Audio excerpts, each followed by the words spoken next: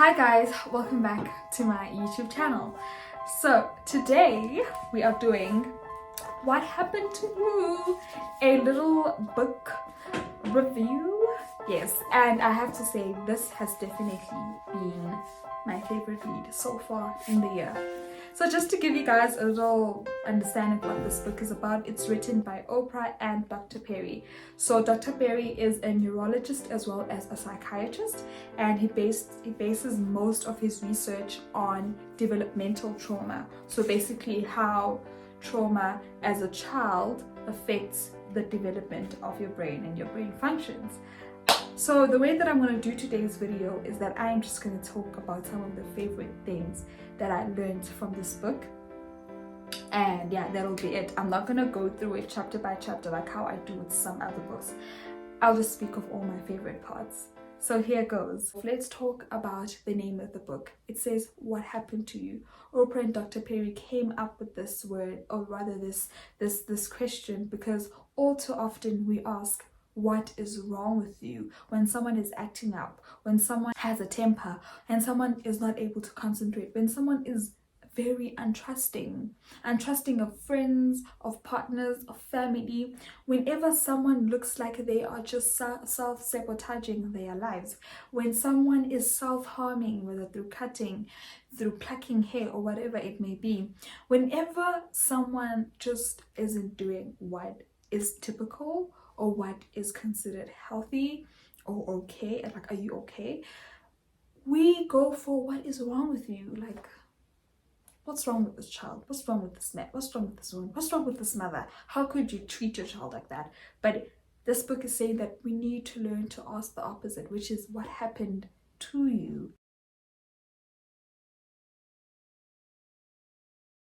So first of all, it is the hierarchy of the organization of the brain. So basically the fact that your brain processes everything in a certain sequence, right? So there's a diagram in the book that I'm going to now insert right here. And this diagram explains all the different parts of the brain and the path that each and every stimuli that you get, whether it is touch, it is something you hear, it is your taste, it is your smell, whatever it is, it goes via the sequence. And the most important part to take from this is that it starts in the lower parts of your brain, that deal with emotion, memory, and the involuntary regulation of your brain. And then it goes up to your cortex, which is your thinking capacity, where you are able to tell time, your hope, and dreams. They all happen in your cortex. And apparently that's the part of the brain that is most human, because it is not found in other animals. So this one was very interesting, because he was talking about the fact that you need to recognize that whatever it is that you are processing, your brain processes it in that sequence, right? And why is that so important? It is important because if your brain decides that it needs to react using its stress response system, right? So if the lower parts of your brain read whatever stimuli and they decide that you need to react because you are in danger or you're not safe or whatever the case may be, then that information takes even longer to reach your cortex, because when your brain is in stress mode, in disaster mode, it shuts down the cortex part of your brain. It was really helpful because then you get to understand when a person is highly stimulated, whether they are upset or they're angry or they're just really sad, you cannot expect them to also use the reasoning part of their brain, because that part has been shut out. This explains so many things. For instance, PTSD. People with PTSD will usually have a trigger that reminds them of where they were, right? And then when that trigger happens, the cortex part of your brain is shut down and you're not able to reason. And it's literally as though you are back where you were, right? But then beyond just PTSD, another thing that Dr. Perry really stressed was the fact that your first experiences form the filter through which every other experience has to pass through. So what this basically means is that in your memories or your experiences as a child, as you grow, whatever is a first, your brain forms like a category for it is this safe? Is this not safe? A very simple example is if you burn from touching a hot stove, your brain will nicely categorize a hot stove is not safe to touch. And so you won't necessarily need to use your cortex to know that next time. It'll just be stored in the lower parts of your brain. And that is a good adaptation of the human brain, especially because we deal with so much stimuli on a daily. We have the media that we're consuming. We have, if you walk, just by walking down the street, there are all these random faces that your brain is trying to make sense of, that is scanning and trying to decide, is this safe, is this unsafe? When do I know that this has now become unsafe? So because of that, then your brain works hard to form categories of stuff, right? To group things so that it can help its work be faster. Does that make sense? So whatever it is that you experience now, it'll compare to what you experienced as a child and decide whether it's safe or not, and decide if it will stimulate your stress response system. And then once your stress response system is up and running, your cortex is no longer there. This also then taps into things like stereotypes, things like racism and all of that jazz. It helps us understand that, I'm going to use racism, that racism is not just a function of your cortex or your reasoning part of the brain, okay? If you were raised, let's say you are black, let's just use the black example. If you were raised in a household where you could see that when a white man is around, your family would act a certain way. They would start speaking in a certain way. Their tone will be a certain way. The comments that are made, even when there aren't any white people around, like, do you think this is, we don't function like that here?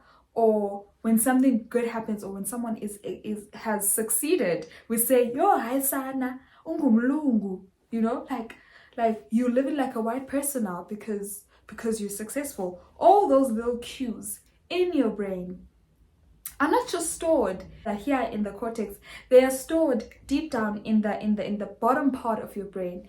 And what that basically means is that you cannot erase racism, just by intellectually understanding that racism is wrong and is false. Yes, you may know that and understand that intellectually, but then when you are in an emotional high, or when you are unaware subconsciously, that still exists deep down in your brain. This also is true even the reverse. If you are the white person, just because you read articles on Black Lives Matter and I don't know what else, a book on Black history or something, it doesn't, you may in your heart of hearts or in your cortex of cortexes now know and see that racism is false, is wrong, and inhumane. Know that. You will know that intellectually, but you will still act in ways, with those microaggressions. Those microaggressions will still come through because of the lower parts of your brain, right? So does this mean there's no hope for things like, beyond just racism, even stereotypes of the genders, for instance? So sexism, how you view transgenders, how you view the LGBTQIA plus community, right? These are all cues that were embedded in us as children. They formed our first experiences. Now everything that we experience filters through that. So does this mean there's no hope for us?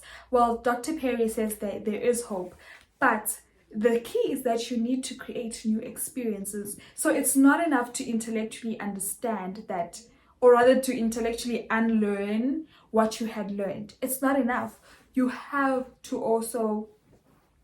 to engage the lower parts of your brain. And how to engage the lower parts of your brain? With experience. So go out there, mingle with other races, go to other religious functions or cultural functions. So maybe Eid or Chinese New Year's or whatever it is. It takes immersing yourself, and creating new experiences to get to the lower parts of your brain. Otherwise, uyadlalisa, or rather, it's just half the work to work with the cortex. So I was like, wow, this is wow.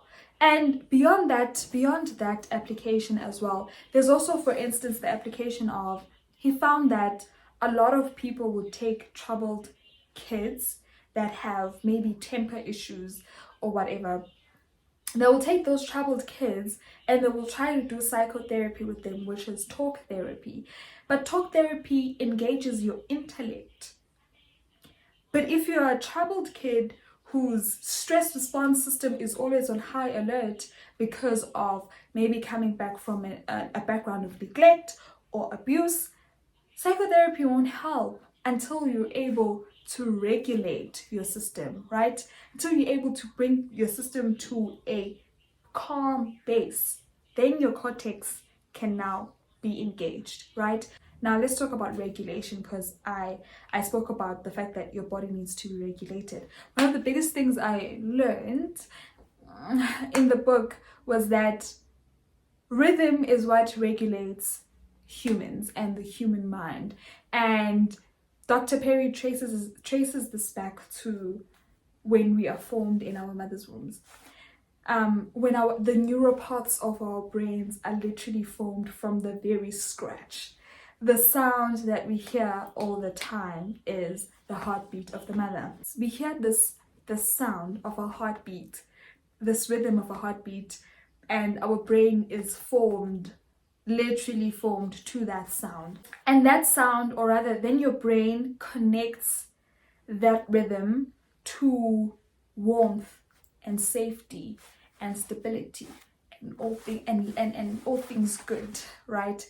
And so he says that one of the best ways to soothe or to calm or to regulate, rather, uses the word regulate, to regulate your body is through rhythm.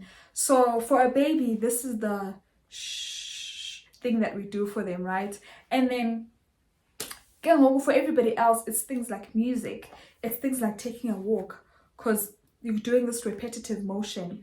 It's things like being in nature, because nature provides the natural rhythm, like the ocean, for example, the sounds of the ocean. Why is it that people find it so calming to listen to the waves of the oceans? Because of the natural, or rather the rhythm of the natural world, rather. And he also mentioned things like chewing gum.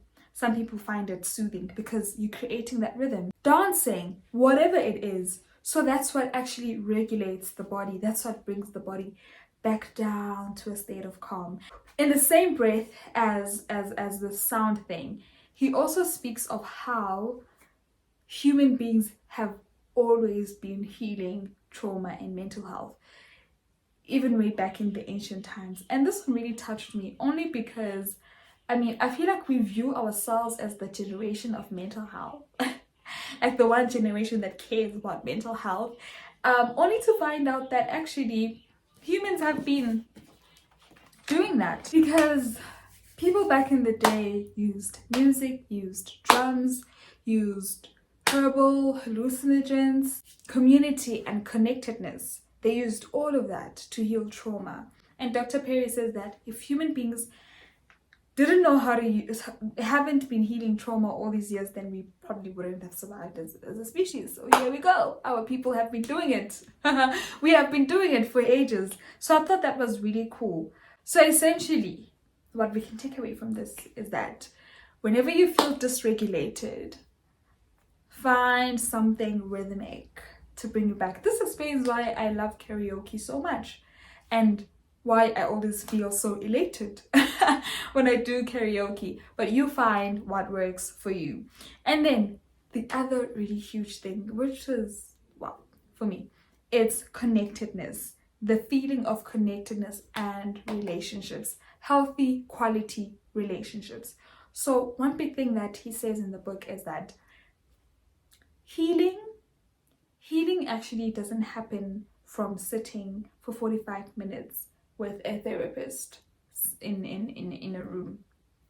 Healing happens in 1,000 little moments with people that are your community.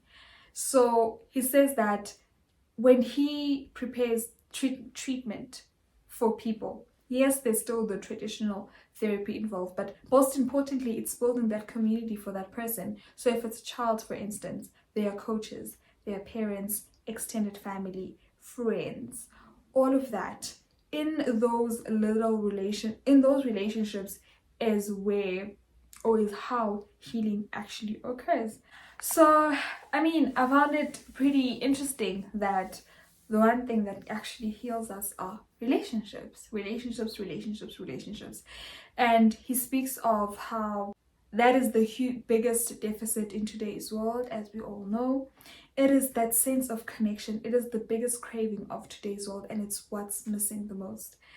Although technology and social media and whatever has made the world smaller in the sense that we can easily know what's happening in the States or the UK while we're in Africa, is that the irony of it is that we're as disconnected as ever, and that makes it even harder for the body to find regulation.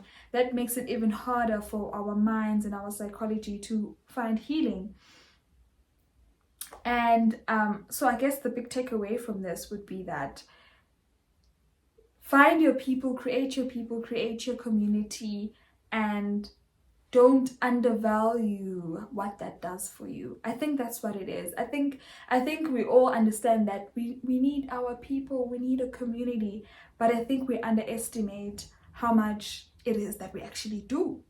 That our entire state, not just of mind, because the mind influences the body, because when you're dysregulated, your whole body is dysregulated.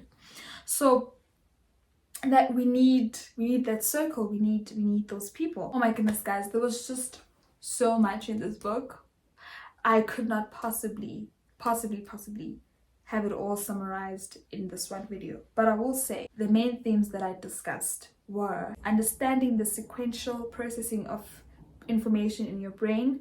Number 2, that in rhythm your body finds regulation. And then number 3, connectedness and relationships. That is where healing is found. The key question to ask is what happened to you, so that we can approach people with utmost empathy and understanding. Anyways, let's remember that this channel is about kindness, being kind to yourself and being kind to others. Mwah. So much for coming to my YouTube channel.